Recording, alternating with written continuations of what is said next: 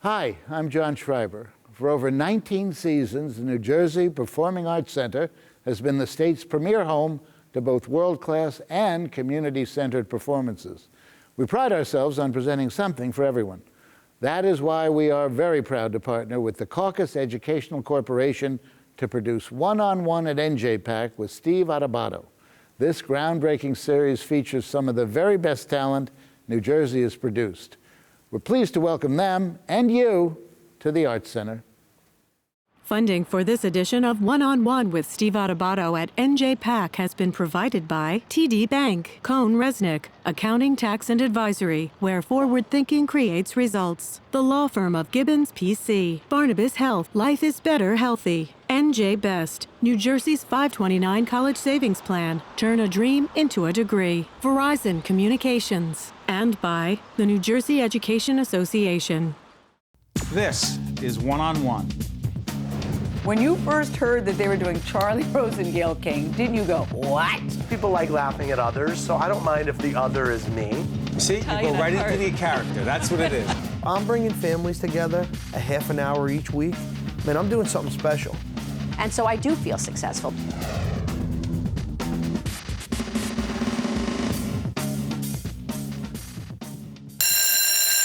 Let's see here. Starting right guard shot, no longer in school. Starting middle linebacker shot, no longer in school. Two players fighting right in front of the coach. Starting center arrested. Most coaches, that would be pretty much a career's worth of crap to deal with. I think that sums up the last 2 weeks for me. Man open, and he dropped it. Vance's about to fall to 0-1. Anybody can be a champ. It takes a man to stand up when this thing hits you in the mouth because it hurts. Everybody says when you get these inner city kids down, they'll lay over and you'll beat them by 40. Not us. We are pleased to be here with our partners here at the New Jersey Performing Arts Center in beautiful Brick City, Newark, New Jersey, and very honored to have from Tennessee. Memphis. Oh, yeah, I'm sorry for not getting that right, Bill Courtney, author of Against the Grain, former coach of Manassas high school football team, profiled in the Oscar-winning documentary Undefeated. Welcome to Newark. Thanks. Happy to be here. Happy to be back. Yeah. Amazing story. Amazing thanks. story. Listen, there's so many pieces to this, and I'm glad we have an uninterrupted period of time to talk, not edited. We don't edit here on public broadcasting. Good. For those who have never seen Undefeated, describe it, and then we'll talk about the book. It's a. People think it's a football movie because there's football players on the cover, but it's not. It's a human interest story that football is the backdrop that explores 3 players and my life as we work to build a football team, but more importantly, build meaningful lives for all of us, while I also struggle with the time it takes to do that against the time it takes away from my family, which parallels my childhood. And so if there's an overall theme, it has nothing to do with wins and losses on a football field. It's about not being defeated by your circumstances. And talk about this book, Against the Grain, a coach's wisdom on character, faith, family, and love. I own a lumber company. In 2001, I started a business with $10,000 off my couch. My children were 1 year old, 2 years old, 3 years old, and 4 years old. Right, we got on city water and it cleared up. So anyway, we had all those small children, and we started a business kind of on a wing and a prayer, and it's a lumber company. And so the metaphor of against the grain, you take a rough piece of lumber and you work painstakingly to sand it against the grain, that over the course of time, that's hard and you're going against the grain, but that's what creates these timeless family heirlooms that you pass down from one to another. And likewise, the tenets and fundamentals that are in the book, Against the Grain, to adhere to them, you kind of got to go against today's societal preconceived notions about how people are supposed to act. And it's painstaking and it's tough, but it's timeless. For example, every chapter is a tenet or fundamental. Yeah. And I define them in layman's terms, and then we explore them. And I don't preach them. We explore them through the eyes of other people who've been in my life. So, for instance, civility. I define that as how we treat those we oppose says more about us than our own opinions do. I'm sorry, you send this to every member of Congress?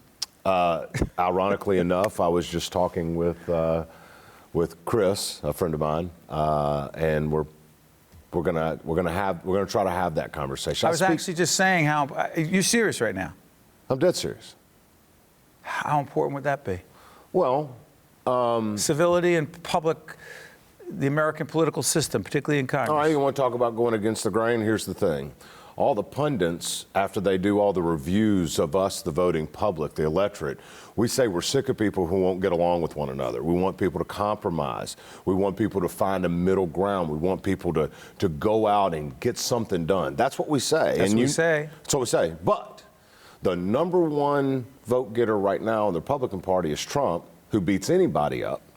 And the number one vote getter on the Democratic side is Hillary, who listed as her greatest enemies the Republican Party. We're doing this in the fall of 2015. Well, now, this is the air later, but that's the point. The point's well taken. But the point is Are they looking to bring people together? Well, first of all, the Republicans and Democrats are not enemies. They're American citizens. They're adversaries. Enemies are Russia and Iran.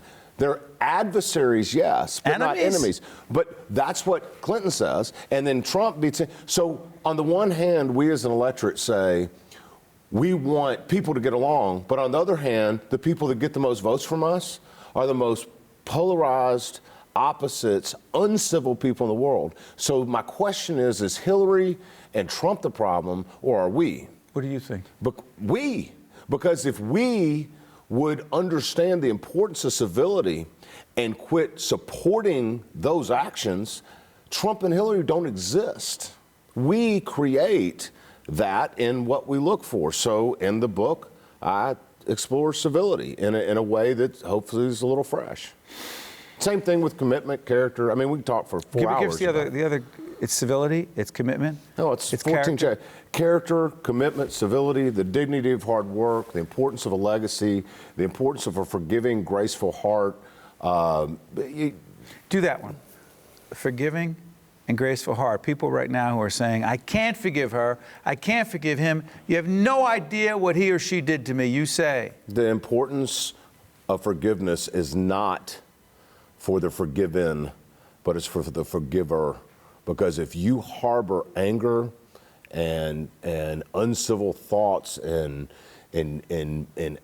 all of those animosities about another human being, it doesn't really hurt the other human being, but it eats you up from the inside out.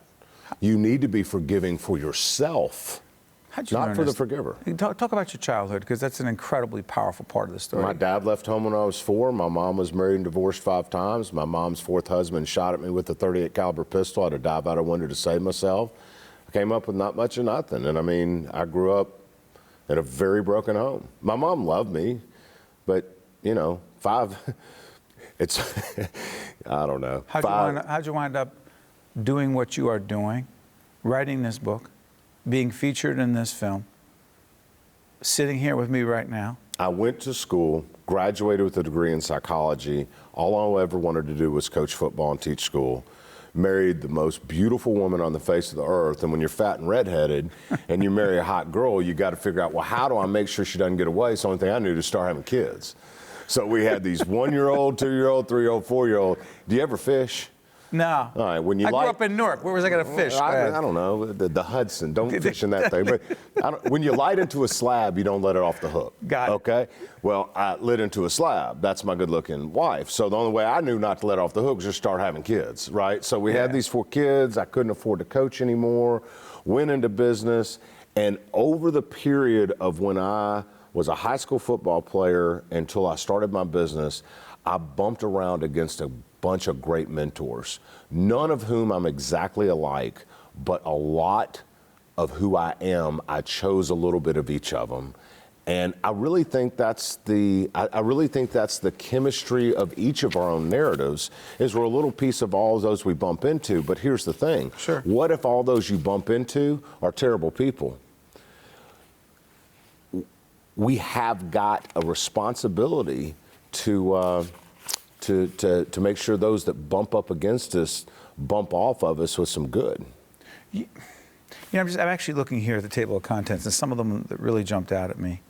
I'm obsessed by the issue of leadership, the question of leadership, and It's all I speak all over the country about it. I write a book about it. I literally speak all over the country about it because I think we have an abject loss of leadership in our society today, and I think it's in our family, our politics, our businesses. I can give you stats that make your head spin about it. And forget about the stats, because I'm going to ask you this. I spent the last 2 years of my life writing a book coming out in a few months, and we don't plug. I'll just let people know it's called Lessons in Leadership, and it's a series of case studies on leaders. But I'm going to ask you this question. What's the biggest leadership lesson you learned in your life? That the greatest measure of the effectiveness of a leader is the actions of the followers.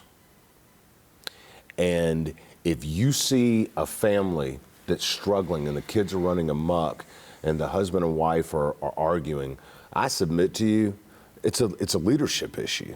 When you see a business failing, I submit to you, it's a leadership issue. When you see a country that can't get along, I submit to you, it's a leadership issue. However, when you see things running well and tight, I submit to you, that's a leadership conquest.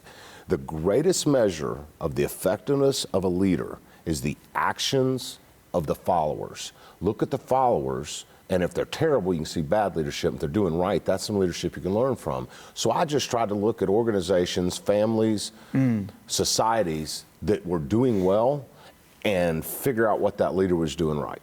You know, the kids that you coached at Manassas, who are these kids? And what were they facing? The area that surrounds Manassas High School in Memphis is called New Chicago, Smoky City, and Greenlaw. An 18-year-old male is 3 times more likely to be incarcerated by his 20th birthday than he is to be in college. 3 times. So for every 1 kid that's in college, there's 3 that's in jail by their 20th birthday. These kids come from a place that the average median income is $7,995 annually. Only 32% of the adults in these areas have an operating vehicle. 1.3% of the adults in this area have a bachelor's degree, and only 12.5% consist of a married household. How violent?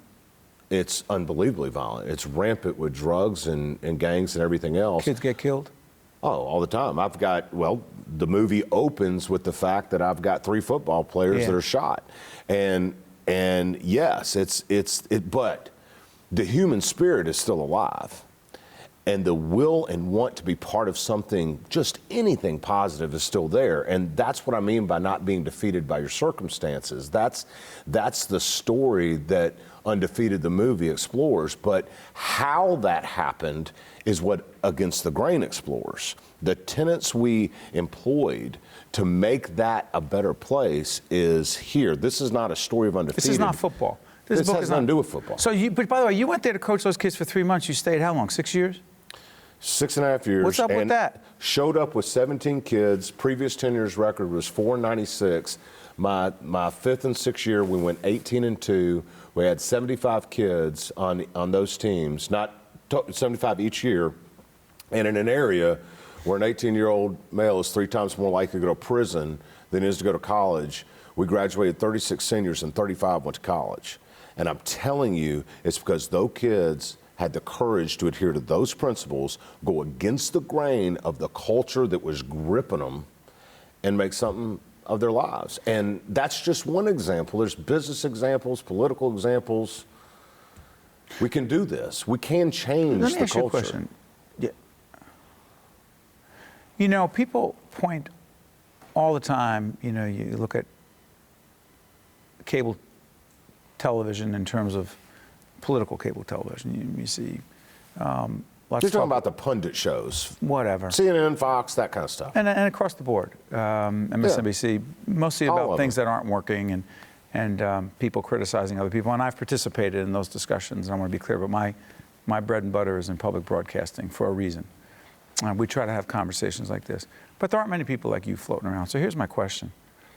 Given how positive you are, given how undefeated your mindset is, given how you've taken ridiculously against the odds situations that you have and succeeded, have you seriously considered running for public office, major public office? What's funny is I've been approached by both Democrats and Republicans, which means nobody knows where I stand, which is perfect. You know, frankly, there's a lot of jobs that I would love to have, but would be a terrible politician. I asked you about being a leader. I asked you about being a leader in government. I didn't ask you about being a politician. But you got to be a politician to get the job, unfortunately. Why can't you do and say the things you are saying right now and get elected? You know, for the same reason that Hillary and Trump are our leading candidates right now. That's them. I'm asking about you. You're saying that there's not another way? I think there is another way. And yes, I've considered it. I just don't know. Seriously considered it? Or it's just come and gone? My kids are 20, 19, 18, and 17. Oh, man. I've got a beautiful wife at home. I've got 120 employees in a business I run every day to day. I speak all over the country. I mean, in my spare time, sure, I can run for office. You're making a difference every day. I don't know that I'm making a difference every day. What I'm trying to do is to get people to think about how they can make a difference every day. You can lead without ever leaving the bedroom. You can lead down the hallway.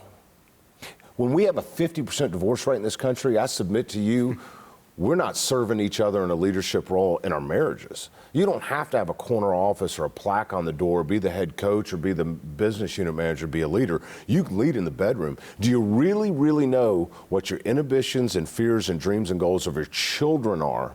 Because if you don't, how can you serve them? And if you can't serve them, you can't lead them. And here's the deal. We watch in horror while 400 kids in Baltimore attack police with rocks and stones. Everybody watched it. And it made national news when that God loved that mother. That's right. Who went in and snatched her son out of that and beat him all the way home for being a jackass and being involved in that. And God bless her, but that made national news. What should make national news in my mind is that there were 399 parents who didn't. We're not leading in our own households. Bill Courtney. The book is called Against the Grain, A Coach's Wisdom on Character, Faith, Family, and Love. A forward, by the way, is by Phil Jackson. He's a pretty good basketball coach. Pretty good. Yeah. Knows something about winning, more about leadership. Yeah. Thank you for joining us here at NJPAC. My honor. Thanks for having me. Anytime. We'll be right back right after this. Thank you, Bill. To see more one-on-one with Steve Adubato programs, visit us online at steveadubato.org. If you would like to express an opinion, email us at info@caucusnj.org. Find us on Facebook at facebook.com/Steve Adubato PhD and follow us on Twitter at Steve Adubato. We are pleased to welcome here at NJPAC Elisabeth Egan, the author of a compelling book called A Window Opens. It's my wife Jennifer's favorite book these days. No, she actually finished it, so it's not her favorite book now. It was. And she just was so thrilled that we have you. And she's not the only one. I'm so glad to hear that. Thank you. I'm happy to be here. This book, autobiographical to a significant degree? Not to a significant degree. It certainly follows the course of my life to an extent. But a novel. Yeah, definitely a novel, yes. Okay, so let's lay out some things. Alice Pierce, a book editor, leaves her job? Yes. To do what? To go work for a company called Scroll, which is a company that is trying to reinvent reading the way that Starbucks reinvented coffee. Okay. And she's about 40-ish? She's 38. 38, okay. And I'm older. She's married? She is married. Children? 3 children. Okay. How many children do you have? I have 3. Just checking. So, and so what makes her life so interesting? She is at a point in her life where she's ready to really spread her wings career-wise after having worked part-time for 12 years since her oldest child was born. And she goes to work at this job that seems like a dream job. She's really eager to lean in. Her husband has had a major... Sheryl Sandberg lean in? Yes. Okay. Her husband has had a career setback, and she needs to be more of the breadwinner than she has been before. And the job ends up not being at all what she expects it to be. And at the same time, her father, who has had throat cancer before, experiences a recurrence. And she finds herself in this moment in life where I think a lot of people have found themselves with this pull between her family, her work, her own sense of loyalty to her dad, her sense of ambition. And the book follows a year in her life as she tries to find her footing in all those places. When did you write this book in your life? I wrote it exactly 2 years ago. I started writing it at the Verona Community Pool. My older daughter is a swimmer, and her swim team practices there in the mornings, in the summer from 6 to 8 a.m. And I was determined to do something useful with the time, because it's pretty excruciating to sit there for 2 hours. And watch your kids swim, as much as I love watching her. And so I was inspired by my father-in-law, who had learned how to play the harmonica while commuting to work. He had one of those hands-free things. And so I sat there every morning for one summer and wrote for 2 hours. And then by the end of the summer, I had most of the first draft. But in my experience, that's the best way to get anything done when you have little kids, is to wake up early in the morning. And then I started working on it on my commute on the train to work. And that's where I finished it. Part of your dedication, the acknowledgments go to New Jersey Transit? Yes, because I thought the conductors on the train were very kind not to read over my shoulder, and they were patient with me when I didn't have my ticket ready or activated as you're supposed to. What I'm fascinated by is the writing process. Those of us who have written books have our own way of trying to figure out how to get it done. But I'm fascinated by your story, because when was it, in 2013? In summer of 2013, you were unemployed? I was unemployed. I had actually been working at Amazon for the 13 months before I started writing this book. It was a job for me that turned out not to be the right fit. And very much like Alice, I found myself really in the wrong story. And I took that summer to regroup and figure out what it was that I wanted to do next. I didn't know if I wanted to go back to being a magazine editor, where I had come from before. Where were you? I had been at Self magazine. I was the books editor at Self, and now I'm the books editor at Glamour. So, but I had always wanted to be a writer, and I had been one of those people who, when I graduated from college, I was sure I would become a writer, and then I became an editor instead. And I was about to turn 40 when I started writing the book, and I thought, now is the time. If I'm really going to give this a shot, I need to try.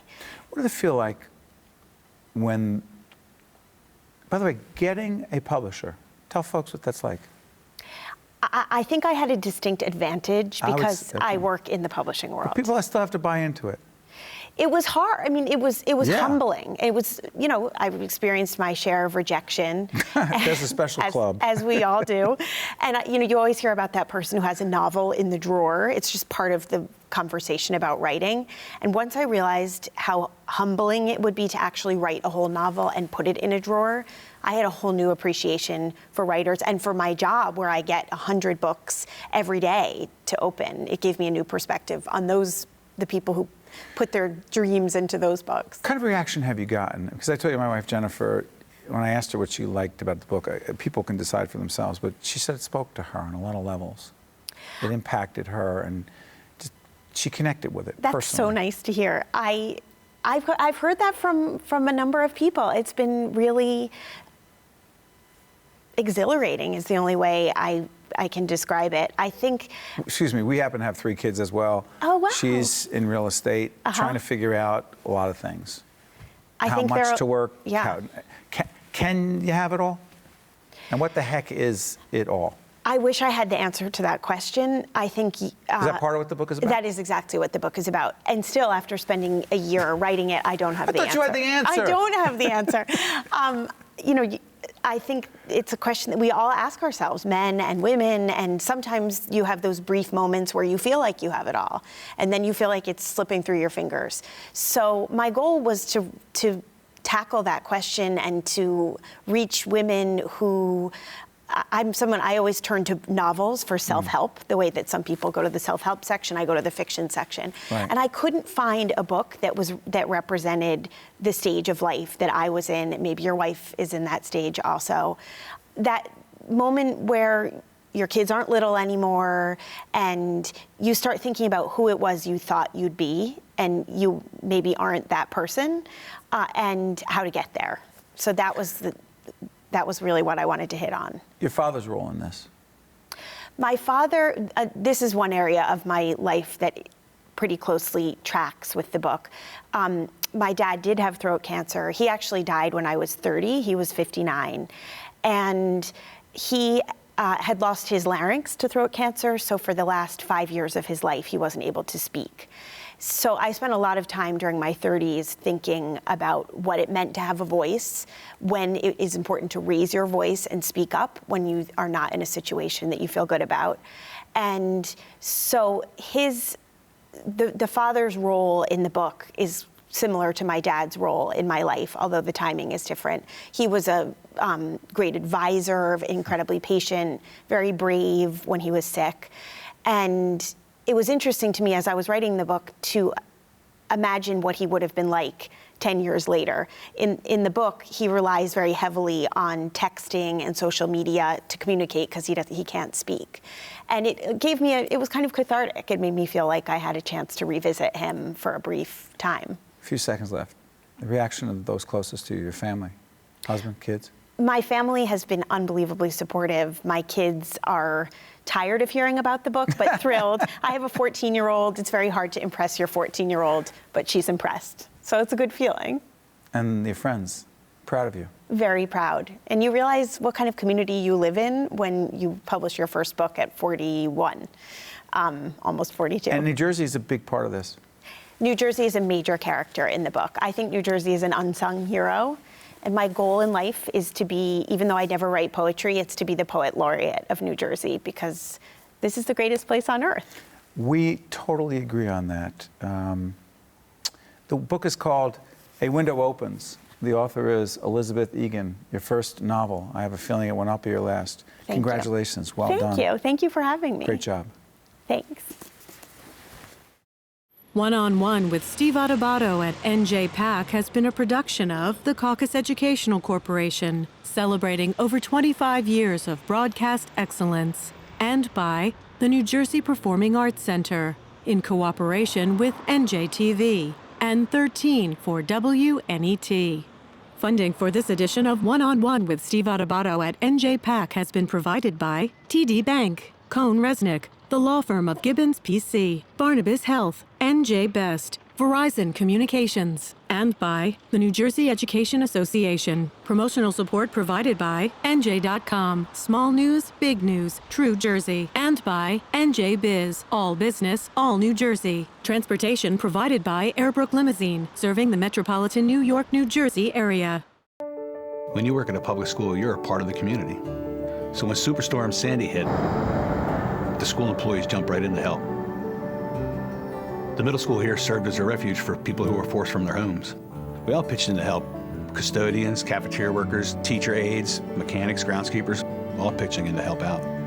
School employees are part of a team, whether it's to help educate our children or to recover from a terrible tragedy. That's why I'm so proud to be a member of the NJEA.